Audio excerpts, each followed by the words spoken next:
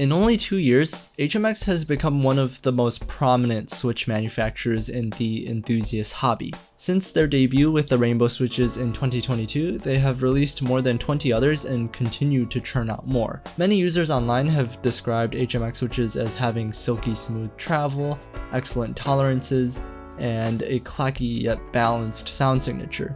If this story sounds like an anomaly, you might be right. Upon receiving a batch of rainbow switches early on, Theremin Goat also found something amiss. Unlike other manufacturers, HMX had made a remarkable switch right out of the gate, a switch that was suspiciously similar to another switch he had seen before. So these are the KTT Strawberry V2s, and luckily I praised them so much back in 2022 that I managed to keep them around.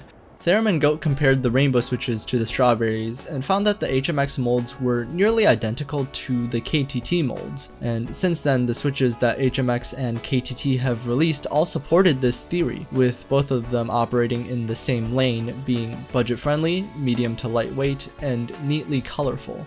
Theremin Goat came to a few possible conclusions about the connection between HMX and KTT, with HMX either being a sub-brand or a split brand.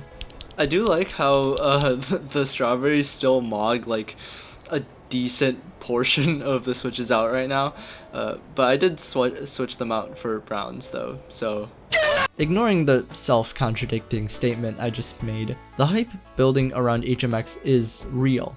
Many users claim that their switches are as close to perfect as possible, raising the expectation for any new switches to come out. Amazingly, HMX proves once again that cheap switches will somehow always be better, as most of their offerings float comfortably around the $3.50 bracket. This makes them accessible to even beginner builders, allowing impressionable audiences to try them out and contribute to their glowing reputation. Due to their high switch output and the constant demand from builders, vendors try to stock as many switches as possible, with notable mentions to vendors like Milktooth and Unikeys.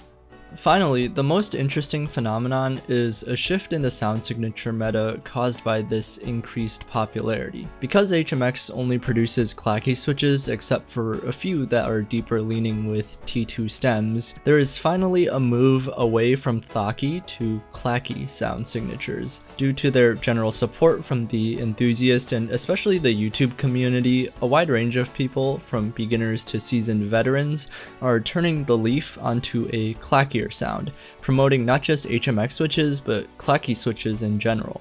Because HMX's catalog is so vast, I almost had too many options to choose from when selecting some for this video. Some community members warned me that many of their switches sound very similar, and I truly felt helpless looking through all these switches. So I'm kinda lost now. I guess the only thing to do is go outside and touch some Yo, is that an HMX switch?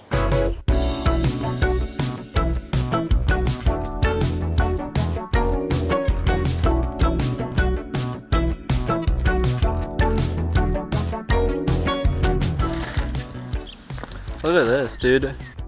And they say switches don't grow on trees. I found Taro's reference chart, Milktooth's blog, as well as Bokehbob's tier list discussion and sound tests valuable during my research. I encourage everyone to check out their in-depth comparisons of the HMX catalog. So when it came to buy switches, I handpicked 10 that I thought were the most interesting.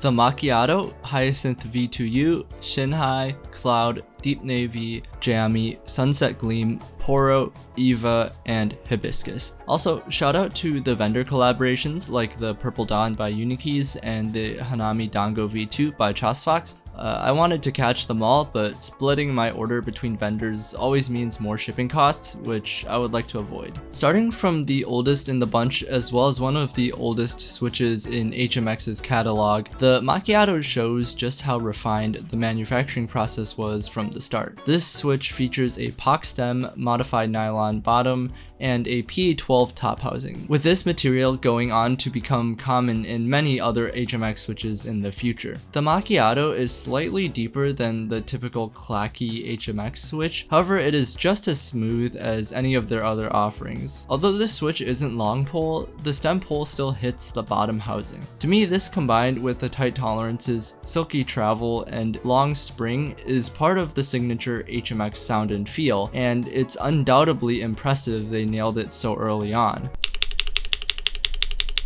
The Hyacinth V2 and V2U feature a PC top, palm stem, and a modified nylon bottom. This partnership with Sillyworks spearheaded the popularity of HMX in the Western market. Similar to the Macchiato, this switch isn't incredibly clacky in comparison to HMX's other offerings. The difference between the two is the travel distance and therefore the length of the pole. Since I am more comfortable with a longer travel distance, I went with the V2Us. Compared to the 20mm long spring from the Macchiato, the extra 2mm in the Hyacinth V2 gave the switch a subtle but noticeably sharper snap, which is perfect in my opinion for this travel distance.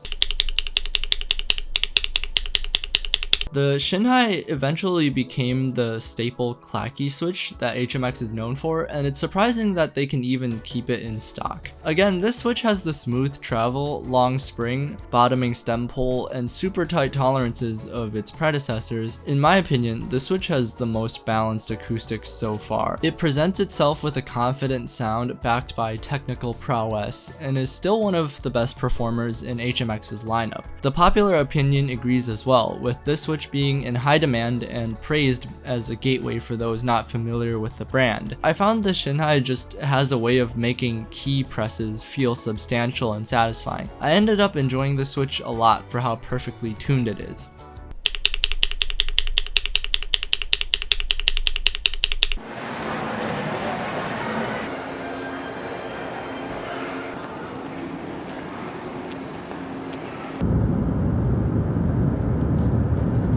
The cloud leans towards a higher pitch, which could be attributed to the PA2 bottom housing, creating a much brighter bottom out sound in combination with the already high-pitched PA12 top out. At this point in HMX's catalog, they have fully committed to the Clack. We observe that the cloud and deep navy begin to lack in the lower end spectrum. Even though the top and bottom housings are different between the two switches, perhaps it is the LY stem that they share which elevates this pitch. I would be cautious buying one of these as my first switch because they really are clacky. Nevertheless, they still have the benefits of being HMX switches, super smooth and consistent, with the deep navy being slightly less remarkable than the cloud in my opinion.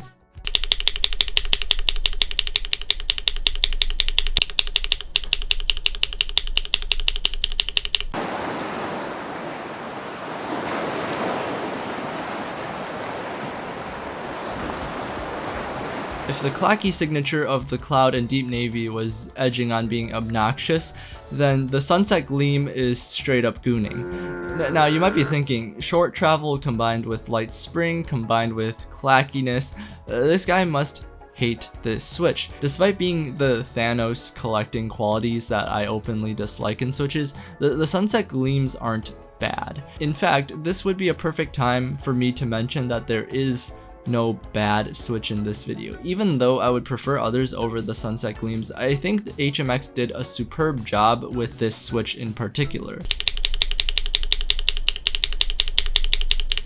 The Poro is made from the same material composition as the Swift, with the caveat being that it's assumed to be a recolor of the former. Unikeys says on their product listing page that you can choose between the two based on your preference of color and travel distance, so I chose the Poro simply for my desired color. This switch by Soulcat features a P3 top and PA30 bottom, along with an LY stem that we've seen before in the clackier HMX switches. However, this time the PA30 bottom seems to round out the general sound profile into being less sharper sounding. I would still call it clacky, but not to the same level as the cloud, deep navy, and sunset gleam.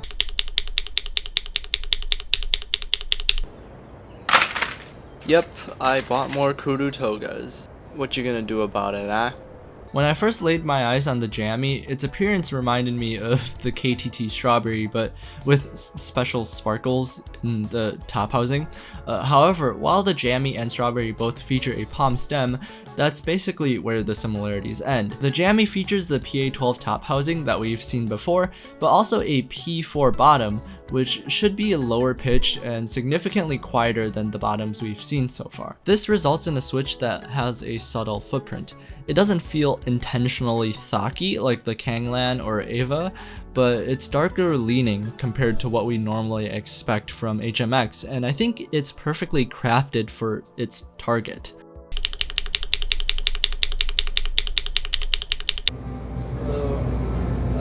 Can I get a mango dragon fruit? First off, the Hibiscus looks way too pooky for how deep it sounds, and this might also be a good time to bring up the Eva and Kanglans as well, which are often grouped together in sound signature. All three of these switches utilize T stems to create a deeper sounding thocky taste. Specifically, the Hibiscus uses a T3 stem instead of a T2, but more or less resembles the other two in frequency. I don't have the Kanglans, but between the Eva and Hibiscus, they sound pretty similar, with the Hibiscus being slightly higher and cleaner at bottom out due to its PA66 bottom, and the Eva's P4 being slightly deeper and muddier. Note that this is the same material that the Jammy used to sound deeper and quieter as well. Between the three, I think there would only be benefits from owning one of them, with the Hibiscus being my personal choice. However, if you prefer a P3 top or P4 bottom, the Kanglan and Eva are also good options.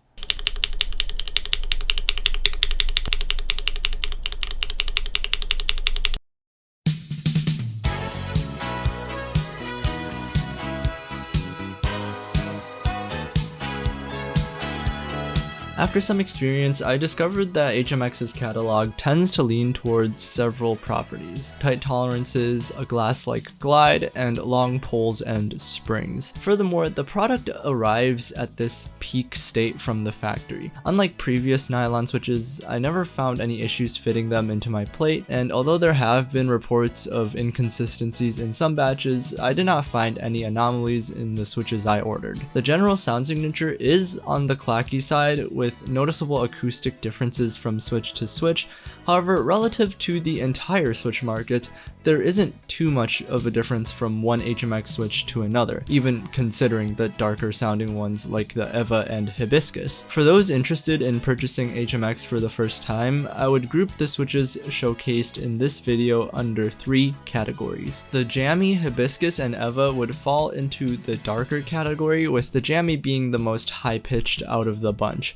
The Kanglans would also be here if I didn't choose the Hibiscus over them, and note that there are certainly deeper switches available on the market, which you might want to consider if you already have one of these. The middle of the pack consists of the Macchiato, Hyacinth, XinHai, and Poro. For first-time buyers, I would highly recommend a switch from this category, as they're still clacky but don't go as far as to be potentially obnoxious. It makes sense that the popular kids on the market, like the XinHai, are here too. Lastly, the Cloud, Deep Navy, and Sunset Gleam make up the brighter switches. If you've dipped your toes into HMX and want the same wonderful properties but with a higher pitch, or if you already know that you like high-pitched switches, then I would suggest picking up either the Clouds or the Sunset Gleams. It isn't the case that the Deep Navy doesn't deserve credit, it's just that the prior two are exceptionally good, so if you've already bought the Deep Navy, that's okay too. This video is dragging a bit long, so thanks for sticking around if you're still here. Recently, I found such a disturbing increase in the number of switches being released, and it's been kind of hard to keep up, so I'd probably need